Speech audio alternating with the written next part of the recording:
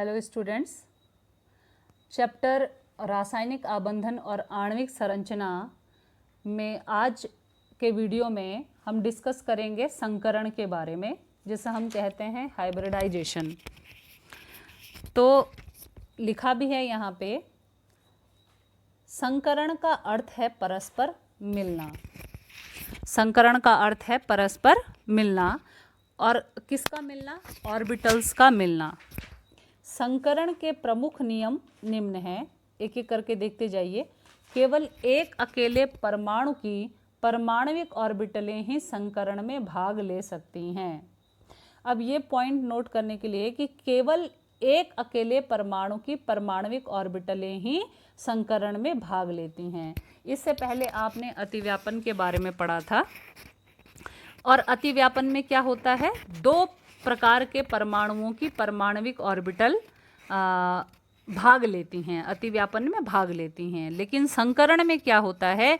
एक अकेले परमाणु की परमाणविक ऑर्बिटलें ही संकरण में भाग लेती हैं।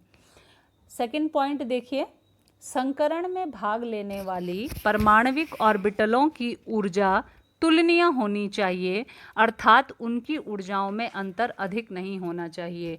यानी हम उन्हीं परमाणविक ऑर्बिटलों का संकरण करवा सकते हैं जिनकी ऊर्जा क्या होगी? लगभग समान होगी। थर्ड पॉइंट में देखिए, संकरण के फलस्वरूप प्राप्त संकरित ऑर्बिटलों की संख्या संकरण में भाग लेने वाले परमाणविक ऑर्बिटलों की संख्या के बराबर होती है। यानी जितनी भी परमाणविक ऑर्बिटलें संकरण में भाग ले रही हैं, संकरण के पश्चात हमें उतनी ही संकरित ऑर्बिटलें प्राप्त होती हैं। फोर्थ पॉइंट की तरफ चलते हैं। संकरण में भाग लेने वाली परमाणविक ऑर्बिटलों में उपस्थित इलेक्ट्रॉन संकरण प्रक्रिया में भाग नहीं लेते हैं। अब ये इम्पॉर्टेंट पॉइंट है, आप ये मत सोचिए कि किसी भी संकरण में इलेक्ट्रॉन भाग लेते हैं। इलेक्ट्रॉन भाग नहीं लेते हैं। यहाँ साफ साफ लिखा हुआ है कि संकरण में सिर्फ कौन भाग लेता है? ऑर्बिटल भाग लेती हैं। संकरण में सिर्फ ऑर्बिटल भाग लेते हैं, इलेक्ट्रॉन भाग नहीं लेते हैं, और वो भी एक ही परमाणु की परमाणविक ऑर्बिटलें भाग लेती हैं। ऐसा नहीं कि बहुत सारे परमाणु की परमाणविक ऑर्बिटलें भाग लेंगी, नहीं, एक ही परमाणु की अलग अलग लगभग समान ऊर्जा वाली परमाणविक ऑर्बिटलें संकरण में भाग लेती हैं। ठीक है, यहाँ तक आपको समझ में आ गया होगा। नेक्स्ट पॉइंट की तरफ चलते हैं। अब यहीं से देख लीजिए, एस तथा पी ऑर्बिटलों युक्त संकरण। जो संकरण के कुछ इंपॉर्टेंट पॉइंट्स थे वो मैंने आपको बता दिए। अब सबसे पहले है कि एस और पी ऑर्बिटल अगर आपस में मिलते हैं तो किस प्रकार का संकरण हो सकता है। तो सबसे पहले देखिए, लिखा है sp संकरण, यानी एक s है और एक p ऑर्बिटल, ये आपस में, क्या कहा मैंने, एक s और एक p ऑर्बिटल आपस में संकरित होकर क्या कर रहे हैं? संकरण कर रहे हैं। तो देखिए क्या लिखा है, sp संकरण में एक परमाणु की s तथा एक p ऑर्बिटल, एक ही परमाणु की s तथा p ऑर्बिटल आपस में संकरित होकर समान ऊर्जा व समान आकृति के दो संकरित ऑर्बिटल प्राप्त होते हैं, जिन्हें sp संकरित ऑर्बिटल कहा जाता है। और प्रत्येक sp संकरित ऑर्बिटलों में 50% s तथा 50% p लक्षण पाए जाते हैं। देखिए sp संकरण में, संकरण का मतलब शुरुआत में ही मैंने बता दिया, संकरण का मतलब होता है परस्पर मिलना। तो अगर एक ही परमाणु की एक s और एक p ऑर्बिटल आपस में संयोग करती हैं, आपस में मिलती हैं, तो हमें दो संकरित ऑर्बिटल प्राप्त होती हैं, जिन्हें क्या कहा जाता है? sp संकरित ऑर्बिटल कहा जाता है। तो यहाँ पे इस sp संकरित ऑर्बिटल में 50% जो लक्षण होंगे वो s के होंगे और 50% जो लक्षण होंगे वो p के होंगे। अब इसको और क्लियर हम कर लेते हैं एग्जाम्पल्स लेके। तो एग्जाम्पल्स में सबसे पहले मैं, देखिए लिखा है C2H2, इसको हम बोलते हैं एसिटिलीन, और इसका दूसरा नाम क्या है? इथाइलीन। इथाइलीन नहीं है इसका नाम, C2H2 का नाम है इथाइन, नॉट इथाइलिन, इसका नाम है इथाइन। ये क्या है? एल्काइन है, पहला एल्काइन है ये। आपने एल्केन, एल्कीन और एल्काइन के बारे में हाई स्कूल में पढ़ा था। तो ये क्या है हमारा C2H2, इसको हम एसिटिलिन भी कहते हैं और इसका दूसरा नाम क्या है? इथाइन। 2 कार्बन है यहाँ पे और 2 कार्बन को हम एथ लिखते हैं और इसके लास्ट में क्या जुड़ जाता है? आइन जुड़ जाता है, इथाइन। सूत्र है C2H2। अब देखिए यहाँ पे आप देख रहे होंगे कि कार्बन के 2 परमाणु मौजूद हैं, ठीक है। लेकिन हमें तो हम क्या कह रहे हैं कि संकरण किसके बीच में होता है? एक ही परमाणु के अलग अलग ऑर्बिटलों के बीच में होता है। तो देखिए C2 है, कार्बन का परमाणु क्रमांक है 6। कैसे लिखा जाता है? 1s2, 2s2 और 2p2 ऐसे करके लिखा जाता है। अब वहीं पे हम इसको जो है इलेक्ट्रॉनों के माध्यम से दिखाएंगे। मैंने लिख दिया, देखिए 1s2 यानी 1s में 2 इलेक्ट्रॉन, 2s2 यानी 2 में भी 2 इलेक्ट्रॉन और 2p2। तो यहाँ पे ऑर्बिटल तो 3 मौजूद हैं, क्योंकि p के कितने ऑर्बिटल होते हैं? 3 ऑर्बिटल होते हैं, लेकिन इलेक्ट्रॉन सिर्फ 2 में ही भरे गए हैं। अब ये तो कार्बन की मूल अवस्था है, ठीक है। जब ये उत्तेजित अवस्था में, कार्बन उत्तेजित अवस्था में होता है तो ये क्या करता है? ये जो 2s में 1 इलेक्ट्रॉन है, आप देख पा रहे हैं यहाँ पे 2s में कितने हैं? 2 इलेक्ट्रॉन हैं। तो इस 2s में से 1 इलेक्ट्रॉन ये कहाँ शिफ्ट कर देता है? 2p में शिफ्ट कर देता है। तो अब हमारे पास जो है 1 इलेक्ट्रॉन 2s में है और 1 1 1 यानी इन 2p के जो 3 ऑर्बिटल हैं उनमें 1 1 इलेक्ट्रॉन भरे हुए हैं। क्योंकि अभी हमने क्या पढ़ा था कि संकरण उन ऑर्बिटलों के बीच में होता है जिनकी ऊर्जा क्या होती है? समान होती है या लगभग समान होती है। तो इसीलिए और इसके लिए मेन कंडीशन क्या है कि या तो संकरण के लिए मेन कंडीशन क्या होती है? संकरण के लिए इस बात को आप ध्यान रखेंगे कि संकरण के लिए जो मेन कंडीशन है वो ये है कि या तो जो हमारे ऑर्बिटल हैं वो उनमें 1 1 इलेक्ट्रॉन भरा होना चाहिए या फिर वो खाली होने चाहिए। संकरण कब हो सकता है? या तो हमारे जो ऑर्बिटल हैं वो खाली हों या सिर्फ 1 इलेक्ट्रॉन हो, यानी वो सिंगली फिल्ड हों, अयुग्मित इलेक्ट्रॉन हों। तो अभी आपने देखा कि उत्तेजित अवस्था में कार्बन ने अपना 1 इलेक्ट्रॉन कहाँ शिफ्ट कर दिया? इसमें p में शिफ्ट कर दिया, ठीक है। अब आगे कैसे होता है देखिए। अब यहाँ पे क्या होता है कि जो हमारे पास जो कार्बन के इलेक्ट्रॉन हैं, जो कार्बन के ऑर्बिटल हैं, वो अब क्या करेंगे? आपस में संकरित होंगे। तो पीछे हम एक बार जाके देखते हैं। देखिए 1 s ऑर्बिटल, ठीक है, कौन सा वाला? ये वाला 2s जो है यहाँ पे, और 1 p ऑर्बिटल, ये दोनों आपस में संकरित होते हैं, ठीक है। मैंने क्या कहा? 1 s और 1 p आपस में संकरित होके 2 संकरित sp ऑर्बिटलों का निर्माण करते हैं, sp ऑर्बिटलों का निर्माण करते हैं। तो यहाँ पे हमने दिखा दिया, ये 1s तो अलग है बिल्कुल। यहाँ से जो 2s था वो एक 2s और एक 2p आपस में मिलके क्या बना दिए इन्होंने? 2 sp संकरित ऑर्बिटल बना दिए हैं, ठीक है। और ये 2 ऑर्बिटल हमारे जो हैं अलग हैं, इनको आप जो है अलग रख दीजिए, क्योंकि हम तो यहाँ पे कौन सा संकरण पढ़ रहे हैं? sp संकरण पढ़ रहे हैं। अब देखिए यहाँ पे कि ये जो 2 आपके C2H2 है ना, यहाँ पे जो 2 आपके एक कार्बन जो है उस कार्बन को, ये एक ही कार्बन की बात हो रही है, उस कार्बन को इलेक्ट्रॉन कौन डोनेट करेगा? एक इलेक्ट्रॉन जो है हाइड्रोजन डोनेट करेगा और दूसरा इलेक्ट्रॉन जो है दूसरा कार्बन डोनेट करेगा। क्योंकि हमारे पास तो यहाँ पे 2 कार्बन हैं और उन दोनों कार्बन यानी एक कार्बन की कंडीशन ये वाली है, तो दूसरे कार्बन की भी सेम हूबहू यही कंडीशन होगी। तो वहाँ पे जो इलेक्ट्रॉन है, एक को तो हाइड्रोजन, इनको भरेंगे अब हम, तो एक को यहाँ हाइड्रोजन देगा और दूसरे को यहाँ कार्बन देगा। सेम यही कंडीशन दूसरे कार्बन की भी होगी। तो दूसरे कार्बन की भी जो sp संकरित कक्षक होंगे उनमें एक हाइड्रोजन इलेक्ट्रॉन यहाँ पे फिल करेगा और दूसरा कार्बन। तो ऐसे में हम क्या देख पा रहे हैं, यहाँ पे हमने क्या देख लिया, देखो यहाँ पे हाइड्रोजन मत लिखना, आप यहाँ पे कार्बन लिख लेना। तो इस कंडीशन में हम क्या देख रहे हैं कि कार्बन एक बॉन्ड कार्बन के साथ बनाएगा और एक बॉन्ड हाइड्रोजन के साथ बनाएगा, दूसरा वाला भी एक कार्बन के साथ बनाएगा और एक हाइड्रोजन के साथ बनाएगा। समझ में आया आपको मैं आपको क्या बताना चाह रही हूँ? यहाँ पे जो मैंने ये हाइड्रोजन लिखा है, ये हाइड्रोजन नहीं, ये क्या होगा, कार्बन होगा। ठीक है, तो मैं क्या कह रही हूँ कि कार्बन, यहाँ पे हमारे पास 2 कार्बन मौजूद हैं। एक कार्बन, अभी हमने सिर्फ एक कार्बन की कंडीशन पढ़ी, एक कार्बन अपना एक बॉन्ड हाइड्रोजन के साथ बनाएगा और एक बॉन्ड कार्बन के साथ बनाएगा।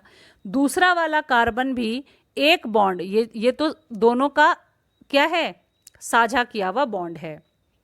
ये इस कार्बन का इसके साथ है और इस कार्बन का इसके साथ है, और ये कार्बन जो है इधर हाइड्रोजन के साथ बॉन्ड बनाएगा। अब बात आती है, ये तो हो गया जो हमारा यहाँ sp, ये तो हमारा sp संकरण से क्या बन गए, सिग्मा बॉन्ड बन गए। ठीक है, ये सिग्मा, ये 3 हमारे पास सिग्मा बॉन्ड हैं। लेकिन अब आप देखिए कि ये जो 2p ऑर्बिटल हैं, ये एक कार्बन के 2p ऑर्बिटल हैं और दूसरे कार्बन के भी 2p ही होंगे क्योंकि 2 कार्बन हैं। अब ये क्या करते हैं, ये आपस में पार्श्व अतिव्यापन करते हैं। अभी पहले मैंने आपको बताया था ना, साइड वाइज ओवरलैपिंग, इस तरह से ये क्या करते हैं, ओवरलैपिंग करते हैं।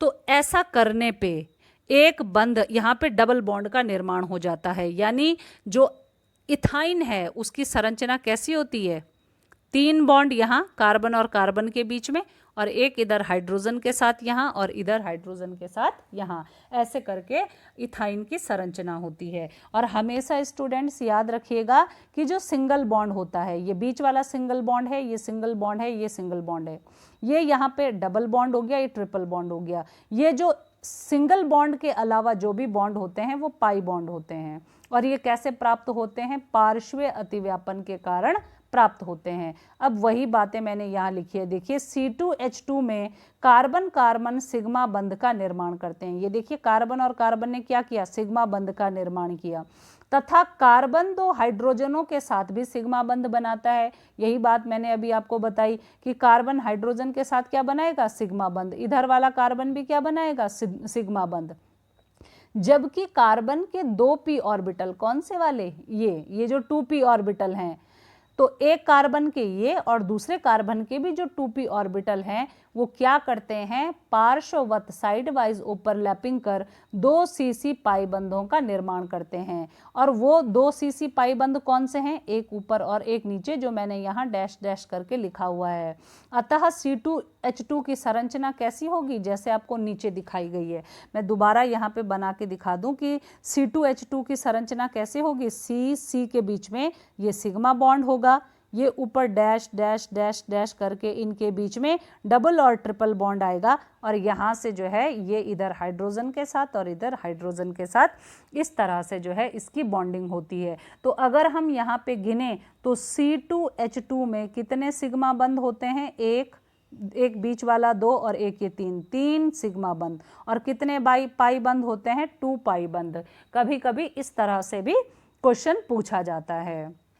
ठीक है, अब देखिए नेक्स्ट, देखिए एक तो था आपका sp संकरण। sp संकरण का मतलब होता है एक s ऑर्बिटल और दूसरा p ऑर्बिटल। अब यहाँ पे sp2 का मतलब क्या है, एक s ऑर्बिटल और 2 p ऑर्बिटल, क्योंकि आपको पता है ना p ऑर्बिटल हमारे पास कितने होते हैं, 3 होते हैं। तो अब एक s और 2 p, देखिए क्या लिखा है, इस प्रकार के संकरण में एक ऑर्बिटल की s तथा 2 p ऑर्बिटल परस्पर मिलकर उनकी ऊर्जा का पुनर्वितरण करती हैं, जिसके फलस्वरूप समान ऊर्जा व समान आकृति की 3 संकरित ऑर्बिटलें प्राप्त होती हैं, जिन्हें sp2 संकरित ऑर्बिटलें कहा जाता है। और sp2 संकरण के फलस्वरूप त्रिकोणीय समतलीय ज्यामिति प्राप्त होती है। अब ये बहुत इंपॉर्टेंट है, देखिए क्या हो रहा है, एक s और 2 p मिल रहे हैं आपस में, और 3 भाई 2p हैं और एक s है, टोटल मिला के कितने हुए, 3। तो ये क्या करते हैं, sp2 संकरित कक्षकों का निर्माण करते हैं, 3 sp2 संकरित कक्षकों का निर्माण करते हैं। अब एग्जाम्पल आप जब देखेंगे तब आपको क्लियर होगा। देखिए क्या लिखा है, एथिलीन, इससे पहले आपने पढ़ा था एसिटिलीन, यहाँ है एथिलीन। एथिलीन जिसका सूत्र C2H4 होता है और इसका दूसरा नाम होता है ईथीन। ईथीन, ठीक है। इसके बारे में हम अगर अभी देखें तो कार्बन का परमाणु क्रमांक 6 है। कैसे लिखा है हमने? 1s2 2s2 2p2। और आप अगर यहाँ देख पा रहे होंगे स्टूडेंट्स, तो यहाँ पे हमें हाइड्रोजन से कोई मतलब नहीं है। हम यहाँ पे किसको देख रहे हैं? कार्बन के ऑर्बिटलों का संकरण करवा रहे हैं। यही बात अभी हमने पढ़ी कि संकरण में क्या होता है, एक ही परमाणु की अलग अलग ऑर्बिटलें आपस में संयोग करती हैं और समान ऊर्जा के संकरित कक्षकों का निर्माण करती हैं। तो कार्बन की मूल अवस्था में कैसे हैं? 1s2 2s2 और 2p2 इलेक्ट्रॉन हैं। ये तो आप पहले भी देख चुके हैं। अब इसमें आगे क्या है? देखिए आगे क्या होगा कि कार्बन का अभी जैसे पहले हुआ था सेम वही चीजें होंगी कि उत्तेजित अवस्था में कार्बन का एक इलेक्ट्रॉन 2s ऑर्बिटल से कहाँ चला जाएगा? 2p में चला जाएगा। तो 2p में चला जाएगा तो कंडीशन कुछ इस तरह की हो जाएगी, ठीक है। अब यहाँ पे क्या होगा कि ये एक s, ये मैंने आपको अभी बताया था कि संकरण के लिए क्या जरूरी है बच्चों? संकरण के लिए जरूरी है समान ऊर्जा के ऑर्बिटलों का आपस में संयोग करना। हम ऐसा नहीं करवा सकते कि 1s वाले का करवा दें 2 से, नहीं। यहाँ पे ऊर्जा का अंतर है, इसकी ऊर्जा बहुत ज़्यादा कम है, जबकि ये दोनों 2 नंबर के हैं, यहाँ 2s और 2p, तो इनकी ऊर्जा क्या होगी? लगभग समान होगी। और दूसरी कंडीशन संकरण के लिए क्या होती है कि यहाँ पे इलेक्ट्रॉन अकेले होने चाहिए ऑर्बिटल में, तो वही चीज़ें यहाँ पे है। अब क्या होगा, ये 2s का एक इलेक्ट्रॉन और यहाँ 2p, यानी पहले जो p 3 है तो 3 में से 2p यहाँ आपस में मिलेंगे और किसका निर्माण करेंगे? sp2 संकरित कक्षकों का निर्माण करेंगे। तो अब देखिए 1s और 2p टोटल मिला के कितने हुए? 3। ये हमारे पास लिख रखा है यहाँ पे sp2 संकरित कक्षक। अब देखिए संकरण के पश्चात एक कार्बन परमाणु की संकरित ऑर्बिटल दूसरे कार्बन परमाणु की संकरित ऑर्बिटल से अतिव्यापन कर सिग्मा बंध आबंध का निर्माण करती है। ये सेम वैसे ही है जैसे मैंने अभी आपको पहले बताया कि कार्बन की ये तो एक कार्बन का है ना, तो एक कार्बन की दूसरे कार्बन के साथ क्या करती है? इनमें से जो ये 3 यहाँ पे मैंने दिखा रखे हैं, इनमें से एक कार्बन दूसरे कार्बन के साथ संयोग करेगा। क्लियर हो गया? अब बाकी 2 बचेंगी, एक कार्बन की 2 बचेंगी ना। ये देखिए मैं क्या बता रही हूँ आपको, इसको ध्यान से समझिए कि ये सिर्फ एक कार्बन के बारे में है। हमारा सूत्र क्या है? C2H4 है ना। तो एक कार्बन, ये 3 संकरित कक्षक हैं, मैं इन्हीं के बारे में बता रही हूँ। एक कार्बन, इन 3 में से, ये जो 3 है इनमें से एक कार्बन दूसरे कार्बन के साथ एक बंध बना लिया, सिग्मा बॉन्ड। अब 2 बची, एक कार्बन की अब 2 बची हैं। 2 क्या करेंगी? इधर हाइड्रोजन से, एक हाइड्रोजन से और इधर एक हाइड्रोजन से, यानी अपनी तरफ 2 हाइड्रोजन और ऐड करेंगे, तो ये संकरित कक्षक में इलेक्ट्रॉन का पूरा भर गया। अब दूसरा जो कार्बन है उसके पास भी 3 संकरित कक्षक हैं, उसने भी एक इस कार्बन के साथ और 2 जो हैं हाइड्रोजन के साथ संयोग करके अपने पास कितने आबंध बना लिए? 1 सिग्मा, 2 सिग्मा, 3 सिग्मा, 4 सिग्मा और 5 सिग्मा बॉन्ड बना लिए। चलिए ये तो ठीक बात है। अब हमारे पास देखिए एक कार्बन का ये 2p कक्षक मौजूद है, तो दूसरे कार्बन का भी 2p कक्षक होगा ना, क्योंकि कार्बन तो 2 हैं। अब यही क्या करते हैं, एक 2p यहाँ है, एक 2p यहाँ है, यही आपस में ऐसे संयोग करते हैं और ऐसे करके क्या करते हैं? डबल बॉन्ड का निर्माण करते हैं। तो कार्बन और कार्बन यहाँ डबल बॉन्ड से जुड़े हैं और इधर से एक हाइड्रोजन, इधर से एक हाइड्रोजन, यहाँ एक हाइड्रोजन और यहाँ एक हाइड्रोजन। तो कार्बन और कार्बन के बीच में कितने बॉन्ड हैं? 2 बॉन्ड हैं। उनमें से एक सिग्मा बॉन्ड है और एक पाई बॉन्ड है। सिग्मा बॉन्ड क्यों बना है? sp2 संकरित कक्षक के कारण। लेकिन पाई बॉन्ड क्यों बना है? इस 2p का दूसरे 2p के साथ पार्श्वीय अतिव्यापन के कारण बच्चों, ये आप जो है ध्यान रखेंगे तो कुछ नहीं है, इसमें कोई कंफ्यूज नहीं होंगे और ना ही ये बहुत टफ है, इतना आप लोग याद रखेंगे। और लिखा भी है मैंने कि संकरण के पश्चात एक कार्बन परमाणु की संकरित ऑर्बिटल दूसरे कार्बन परमाणु की एक संकरित से अतिव्यापन करके सीसी सिग्मा आबंध का निर्माण करती है तथा प्रत्येक कार्बन की शेष दोनों संकरित ऑर्बिटलें हाइड्रोजन की 1s ऑर्बिटलों से अतिव्यापन करती है। ये मैंने आपको बता दिया कि कार्बन हाइड्रोजन के साथ भी क्या करता है, अतिव्यापन करता है। अब देखिए इसी में नोट आप पूरा करेंगे, जिसके फलस्वरूप कार्बन ने, अभी मैंने बताया था ना कि कार्बन, ये देखिए सेम मैंने स्ट्रक्चर बना रखा है। यहाँ पे क्या है, कार्बन है हाइड्रोजन के साथ, कार्बन के पास क्या थी, 3 sp2 संकरित कक्षकें थीं, उनमें से एक इस कार्बन के साथ यूज हो गई, एक इस कार्बन के साथ यूज हो गई और एक इस हाइड्रोजन के साथ, इस हाइड्रोजन के साथ और एक कार्बन के साथ, ठीक है, 3 यूज हो गई। अच्छा, ये वाला जो कार्बन है इसकी भी एक हाइड्रोजन के साथ, एक इस हाइड्रोजन के साथ और एक इस कार्बन के साथ यूज हो गई, ये तो दोनों का कॉमन है। लेकिन जो इनके पास 2p कक्षक खाली बचा हुआ है, जो शुद्ध 2p कक्षक है, वो क्या करेगा, वो जो है पार्श्व अतिव्यापन करेगा, साइड वाइज ओवरलैपिंग करेगा और ऐसे में पाई बंध का निर्माण करेगा। ठीक है, ये आप लोग जो है, और तो हम कह सकते हैं कि यहाँ पे कितने सिग्मा बंध है, 1 2 3 4 5 सिग्मा बंध और एक पाई बंध मौजूद है। नेक्स्ट एग्जाम्पल देखिए, जैसे अभी तक sp था, फिर sp2 था, अब क्या है sp3।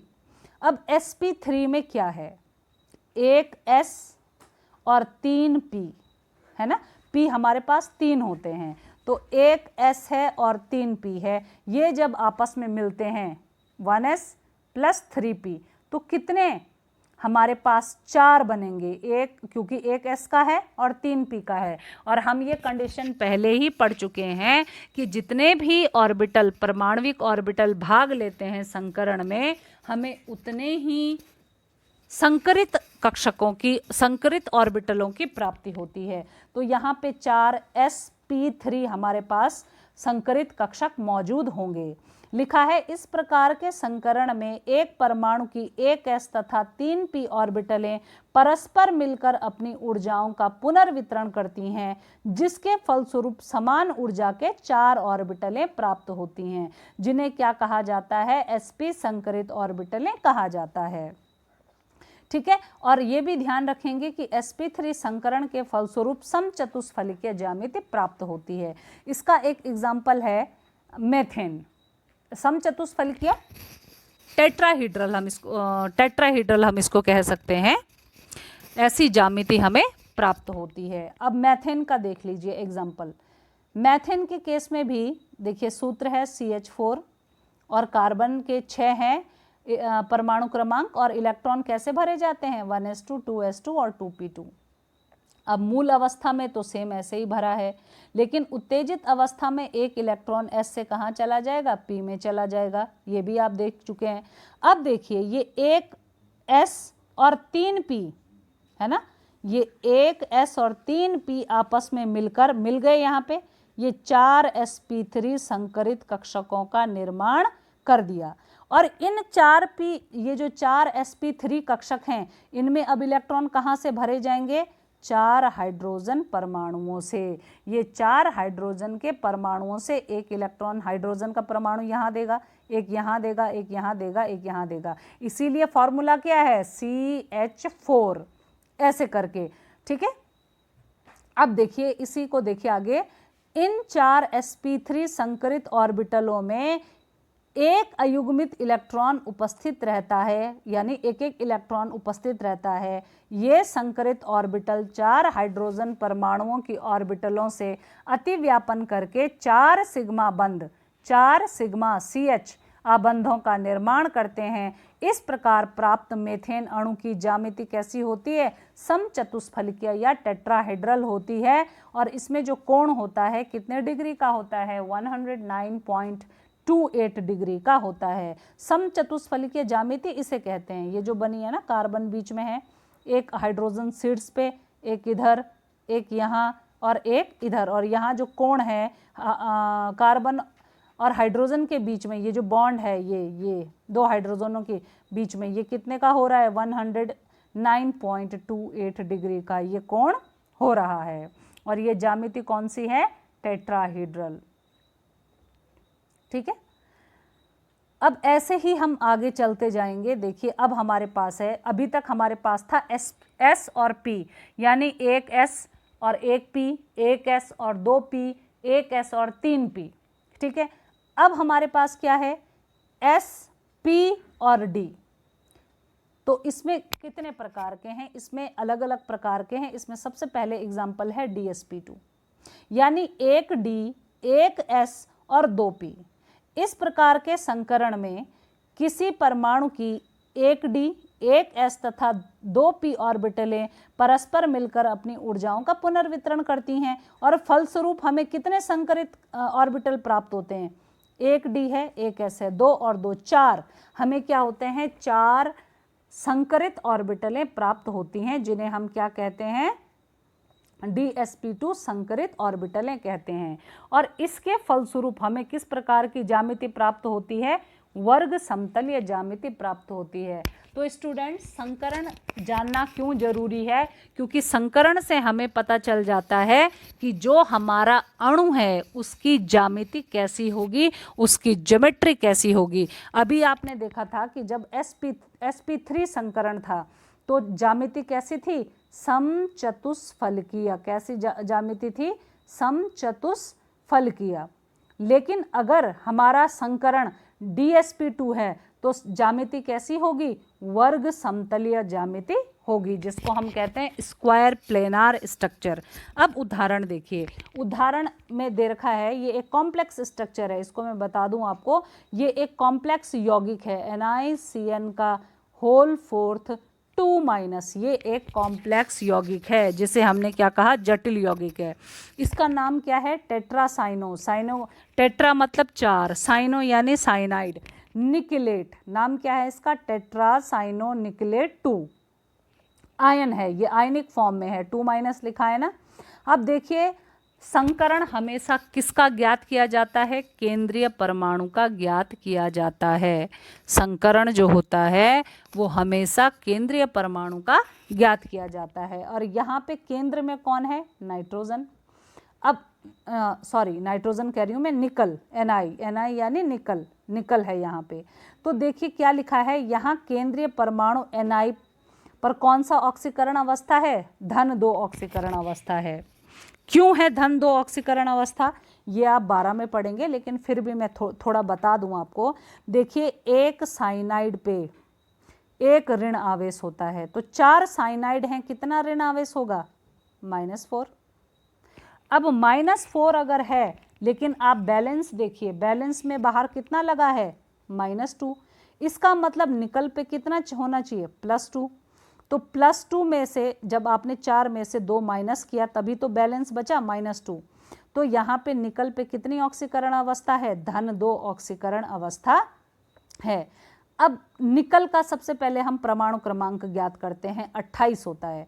कैसे लिखा जाता है? 1s2, 2s2, 2p6, 3s2, 3p6, 3d8 और 4s2 ऐसे लिखा जाता है। अब निकल ने अपने 2 इलेक्ट्रॉन दे दिए और 2 धन आवेश ले लिया, तो वो 2 इलेक्ट्रॉन कहाँ से जाएंगे? इस वाले S से जाएंगे। अब हमारे पास क्या हो गया? तो इलेक्ट्रॉनिक विन्यास क्या हो गया? 1s2, 2s2, 2p6, 3s2, 3p6 और 3d8। अब हम यही लिखेंगे। देखिए 3d8, अब हमारे पास क्या है? 3d है, 4s है और यहाँ पे 4p भी मौजूद होगा, भले ही उसमें भी कुछ इलेक्ट्रॉन नहीं है, तो वही मैंने यहाँ लिखा है। देखिए 3d, 4s, 4p, ये ऑर्बिटल में मौजूद हैं, लेकिन यहाँ पे जो है इलेक्ट्रॉन नहीं है। इलेक्ट्रॉन सिर्फ किस में है? डी में है। डी में कितने हैं? 8 इलेक्ट्रॉन भरे हैं, 2, 2, 4, 2, 6 और 7, 8। ठीक है, अब देखिए यहाँ पे क्या होता है कि Cn- जो है वो एक प्रबल लिगैंड है, यानी एक क्या है? स्ट्रॉन्ग लिगैंड है। और ये स्ट्रॉन्ग लिगैंड क्या करता है कि इस इलेक्ट्रॉन को इधर धकेल देता है ना। इस इलेक्ट्रॉन को यहाँ धकेल दिया इसने। तो अब हमारे पास लिखा है यहाँ पे मैंने कि Cn- एक प्रबल लिगैंड की भांति व्यवहार करता है और 3d इलेक्ट्रॉनों का युग्मन करा देता है, वो इस वाले इलेक्ट्रॉन को यहाँ धकेल देता है। अब हमारे पास सिचुएशन क्या हो गई, यहाँ सब में दो दो, मतलब यहाँ, हाँ ये भी मैं आपको बता दूं स्टूडेंट्स कि डी कक्षक जो होते हैं वो कितने होते हैं, 5 होते हैं। जैसे पी कितने होते हैं, पी उपकोष जो है आपका, या हम कहेंगे कि पी ऑर्बिटल कितने होते हैं, 3, और डी ऑर्बिटल कितने होते हैं, 5। तो वही यहाँ पे 5 दिखा रखे हैं, ठीक है। तो अब 5 में से 4 में तो 2-2 इलेक्ट्रॉन हो गए और 5वां हो गया आपका खाली। तो ये 5वां खाली हो गया, ये एस भी खाली है और ये पी भी खाली है। और अभी मैंने आपको बताया था कि इलेक्ट्रॉन संकरण होने के लिए ऑर्बिटलों में या तो इलेक्ट्रॉन नहीं होने चाहिए या फिर ऑर्बिटलों में एक एक इलेक्ट्रॉन ही होना चाहिए। तो यहाँ पे कोई भी इलेक्ट्रॉन नहीं है। अब ये एक डी ये वाला, एक एस ये वाला और 2 पी ये वाले आपस में संकरित होके 4 DsP2 संकरित कक्षकों का निर्माण करते हैं। बन गए ना यहाँ पे 4, 1 2 3 4, 4 DsP2 संकरित कक्षक हैं।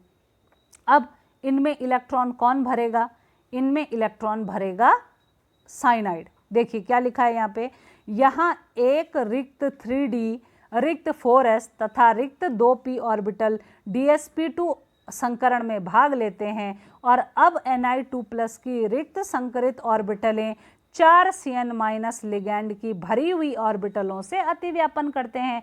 यानी पीछे बैक में जो आपने ये देखा ना, ये खाली जो संकरित कक्षक हैं ये वाले, इनमें इलेक्ट्रॉन कौन भरेगा, साइनाइड। कौन भरेगा, साइनाइड। यहाँ भी और यहाँ भी, ठीक है। ऐसे करके इसमें इलेक्ट्रॉन जो है भरी जाएंगी। तो ऐसे करके अब हम कैसे दिखाएंगे, देखिए निकल तो हो गया बीच में, एक साइनाइड यहाँ, एक साइनाइड यहाँ, एक इधर और एक इधर, और ये आपस में 90 डिग्री का कोण बना रहे हैं। और घात में हमने क्या लिखा है, 2- लिखा है। क्यों लिखा है 2-, क्योंकि निकल पे जो चार्ज है वो सिर्फ +2 का है, जबकि साइनाइड जो है एक साइनाइड पे -1 होता है, तो 4 साइनाइड पे -4। तो बैलेंस करके जो बचेगा उसे हम क्या लिखेंगे, गुरु कोष्ठक की घात में दर्शा देंगे। ये जो ज्योमेट्री होती है, ये ज्योमेट्री जो होती है ये क्या होती है, इसी को हम कहते हैं वर्ग समतलीय या फिर स्क्वायर प्लेनर ज्योमेट्री। अब आपके पास है स्टूडेंट्स sp3d संकरण, ठीक है। sp3d संकरण में एक s, जैसे कि नाम से sp3d मतलब एक s, 3 p और एक d ऑर्बिटल भाग लेते हैं। अब ये टोटल कितने हो गए, 1 3 और 1 4 और 1 5। तो ये तीनों जब भाग लेते हैं तो हमें 5 संकरित ऑर्बिटलें मिलती हैं, जिनकी ऊर्जा का स्तर क्या होता है, समान होता है। और इस sp3d संकरण के फलस्वरूप जो ज्यामिति हमें देखने को मिलती है वो होती है त्रिकोणीय द्विपिरामिड, जिसको हम कहते हैं ट्राइगोनल बाइपिरामिड ज्यामिति प्राप्त होती है। इसको एग्जाम्पल से समझते हैं। देखिए एग्जाम्पल मैंने लिया है PCl5 का, इसको बोलते हैं फास्फोरस पेंटाक्लोराइड। अब फास्फोरस पेंटाक्लोराइड में केंद्रीय कौन है, केंद्रीय परमाणु कौन है, फास्फोरस है। फास्फोरस में देखिए क्या लिखा है, केंद्रीय फास्फोरस परमाणु से 5 क्लोरीन परमाणु सह संयोजकीय आबंध से जुड़े हैं। यहाँ पे केंद्रीय परमाणु हमारा फास्फोरस है और इससे कौन जुड़े हुए हैं, क्लोरीन के 5 परमाणु जुड़े हुए हैं। अब पहले फास्फोरस केंद्र में है इसलिए हमें मतलब फास्फोरस से है पहले। देखिए फास्फोरस का परमाणु क्रमांक होता है 15। लिखा कैसे जाता है, 1s2, 2s2, 2p6, 3s2 और 3p3। अब इसमें अगर हम देखें कि संयोजी कोष कौन सा है, तो तीसरा है हमारा संयोजी कोष, ठीक है। अब इसी से हमें लेना देना है। मैंने यहाँ लिख दिया 3s में 2 इलेक्ट्रॉन है, 3p में 3 इलेक्ट्रॉन है, और आपको पता है कि 3d से तीसरे नंबर से हमारा डी उपकोष भी शुरू हो जाता है, भले ही वो खाली है, उसमें इलेक्ट्रॉन नहीं है। लेकिन आप ये बात बहुत अच्छे से जानते हैं स्टूडेंट्स कि S1 से शुरू होता है, P2 से शुरू होता है और D जो है तीसरे नंबर से शुरू हो जाता है। तो अगर यहाँ पे 3s और 3p है तो डेफिनेटली है कि 3d भी होगा, लेकिन उसमें इलेक्ट्रॉन नहीं होंगे। अब देखिए क्या होता है, ये तो फास्फोरस की मूल अवस्था है जिसमें इलेक्ट्रॉनिक विन्यास कुछ इस तरह से भरा हुआ है। लेकिन जैसे ही फास्फोरस अपनी उत्तेजित अवस्था में जाता है, इस 3s का जो एक इलेक्ट्रॉन है वो कहाँ चला जाएगा, 3d के एक कक्षक में चला जाएगा। अब आप देखिए यहाँ पे कि क्या हो जाएगा हमारे पास, पीछे दिखा देते हैं आपको। 3s से एक इलेक्ट्रॉन कहाँ चला गया है, 3d के एक उपकोष में चला गया है।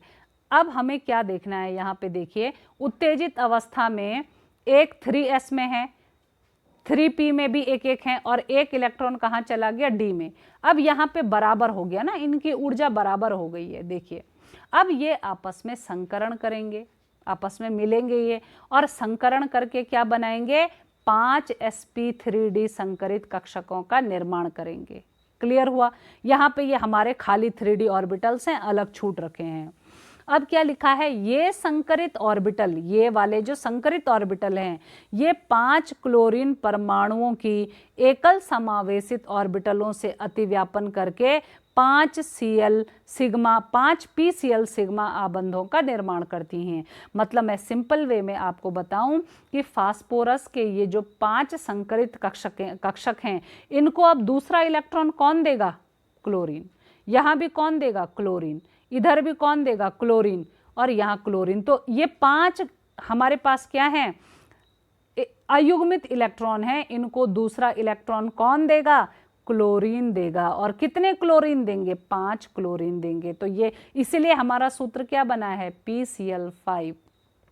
तो ये करके लिखा भी है कि अब फास्फोरस एक सिग्मा बंध इस Cl के साथ बनाएगा, एक इसके साथ, एक इसके साथ, एक इसके साथ, और ऐसे करके 5 PCl सिग्मा बंध जो हैं हमें मिल जाएंगे। ठीक है। और ऐसा करके ज्यामिति हमारी कैसे बनेगी, जैसे मैंने दिखाई रखा है कि फास्फोरस बीच में है, एक Cl इधर, एक इधर, एक इस कोने में, एक इधर कोने में और एक यहाँ। तो ये जो ज्यामिति बनती है ये कैसे बनती है, इसको कहते हैं त्रिकोणीय द्विपिरामिडीय ज्यामिति बनती है। मतलब होता है ट्राइगोनल बाई पिरामिडल स्ट्रक्चर। ठीक है। अच्छा, अब इसके बाद एक और आता है जिसे हम बोलते हैं sp3d2 संकरण। अब sp3d2 का मतलब एक s, 3p और 2d कक्षक आपस में मिलेंगे। अब टोटल कितने हो गए ये, 1 और 3 4 और 2 6 sp3d2 कक्षक हमें प्राप्त होते हैं। s का मतलब s अकेला है यानी एक s, p 3 है 3p और d जो है 2, इतने कक्षक मिलके 6 संकरित कक्षकों का निर्माण करेंगे, जिन्हें लिखा भी गया है, क्या कहा जाता है, sp3d2 संकरित ऑर्बिटलें या कक्षक कहा जाता है। अब इसका उदाहरण आप लोग कैसे समझेंगे, उदाहरण समझेंगे SF6 sulphur hexa fluoride. Hexa का मतलब होता है 6, सल्फर है और सल्फर से कितने फ्लोराइड जुड़े हैं, कितने फ्लोरीन जुड़े हैं, 6। लिखा है SF6 में केंद्रीय सल्फर परमाणु से 6 फ्लोरीन सह संयोजकीय आबंधों से जुड़े होते हैं। सल्फर का परमाणु क्रमांक कितना होता है, 16। कैसे लिखा जाता है, 1s2, 2s2, 2p6, 3s2 और 3p4 करके लिखा जाता है। अब हम किसको लेते हैं, बाहर वाले कक्षकों को लेते हैं। यहाँ पे देखिए दिखा रखा है 3s2, 3p4 और 3d मौजूद है। पहले भी मैंने आपको बताया कि 3 तीसरे नंबर से d कक्षक शुरू हो जाता है, लेकिन यहाँ पे एक भी इलेक्ट्रॉन नहीं है। ये तो सल्फर की मूल अवस्था है। अब जैसे ही सल्फर अपनी उत्तेजित अवस्था में जाता है, वैसे ही यहाँ क्या होता है, एक s इलेक्ट्रॉन S से ट्रांसफर होकर D में गया और दूसरा एक P इलेक्ट्रॉन यहाँ चला गया, यानी एक S से और दूसरा P से। अब हमारे पास क्या हो गया, ये S, ये 3p भी अकेले हो गए और यहाँ D में 2 इलेक्ट्रॉन कहाँ से आए, S से और P से। तो टोटल अब इनमें संकरण शुरू हो गया और इसको हमने क्या कहा, sp3d2 संकरण कहा। इस sp3d2 संकरण के फलस्वरूप हमारे पास 6 ऐसी कक्षक, 6 ऐसे संकरित कक्षक मौजूद हैं जिनमें एक एक इलेक्ट्रॉन भरे हुए हैं। ठीक है, अब आगे चलते हैं।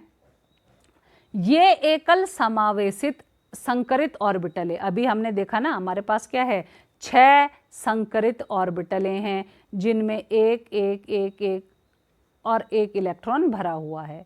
ये क्या करती हैं, इनको और इलेक्ट्रॉन कौन देता है डबल करने के लिए, एक फ्लोरीन यहाँ देगा, एक यहाँ देगा, एक यहाँ देगा, एक यहाँ, और ऐसे करके 6 फ्लोरीन के परमाणु इनको इलेक्ट्रॉन देंगे। तो क्या लिखा है, ये एकल समावेशित, एकल समावेशित का मतलब जो है वहाँ पे फील्ड जो हैं, एकल समावेशित, एकल यानी एक, जिन ऑर्बिटलों में एक एक इलेक्ट्रॉन है, अब उनको इलेक्ट्रॉन कौन देगा, 6 फ्लोरीन परमाणु की एकल समावेशित ऑर्बिटलों से अतिव्यापन करके 6 SF बॉन्ड बनाएंगे। ठीक है, 6 SF बॉन्ड बनाएंगे। कैसे बनाएंगे, देखिए सल्फर बीच में है, यहाँ पे ये, यहाँ पे स्टूडेंट्स फ्लोरीन है। ठीक है, तो एक फ्लोरीन यहाँ, एक फ्लोरीन यहाँ, एक यहाँ, एक यहाँ, 4, तो ये क्या हो गए, स्क्वायर के 4 कोनों पे हो गए। ठीक है, और एक ऊपर और एक नीचे, 6 हो गए ये पूरे। अब इस ज्यामिति को क्या कहा जाता है, इसको कहा जाता है अष्टफलकीय ज्यामिति। यहाँ पे जो है एक स्क्वायर के यानी एक जो है चतुर्भुज के बीच में सल्फर मौजूद हैं, 4 कोनों पे फ्लोरीन मौजूद हैं और शीर्ष पे 2 फ्लोरीन मौजूद हैं। इस ज्यामिति को हम कहते हैं अष्टफलकीय या फिर ऑक्टाहेड्रल ज्योमेट्री।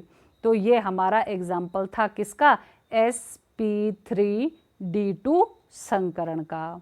इसके बाद जो है, इसके बाद लास्ट आपके पास आता है sp3d3। तो इतने एग्जाम्पल देने के बाद तो मुझे लग ही गया कि इसको डिस्क्राइब करने की ज़रूरत नहीं है, क्योंकि sp3d3 का मतलब होता है, sp3d3 का मतलब है एक S, 3p और 3d। टोटल कितने हो गए, 3 और 3 6 और 1 7, यानी 7 sp3d3 संकरित कक्षक।